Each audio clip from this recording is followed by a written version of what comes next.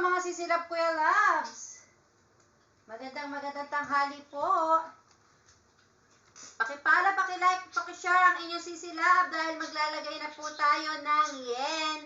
Bawat Japan box po ay may isang yen. At lalagyan po natin ng sobre para nakalagay po sa ating Japan box. Pakihanap nyo po sa loob ha. Para pagdating po ng ating Japan box, may pang-ulam po kayo at may pambili po kayo ng bigas or may pambaon po ng mga bata ha. Kaya ang ating pong Japan box ay lalagyan na po natin ng yen. Yan po ang aking magandang balita. Start po tayo ngayong December, mga sisilab Kuya Labs. Kaya habol-habol po. At bukas po siguro sa isang araw magla-live po ako para maglista at mag-Japan box po tayo ha. Kaya napaka-busy po ng inyong sisilab. Pasensya na po kayo mga sisilab Kuya Labs dahil ako po ay masakit po ang braso ko po. Ako po ay nagpapa-injection. Kaya hindi po ako lagi makapag-live. Kaya pasensya na po ha mga sisilab Kuya Labs. God bless us po at ito po ang ilalagay natin sa ating Japan box. Nagdadamihan pong mga groceries, mga chocolate, cup noodles, at yung mga napupulot ko po sa pagda-dumpster, mga stuffed toys, ayan, mga wall clock, mga lagayan po ng mga jar, ayan may jar, may mga chocolates, may mga bags, mga bago, at meron din po tayong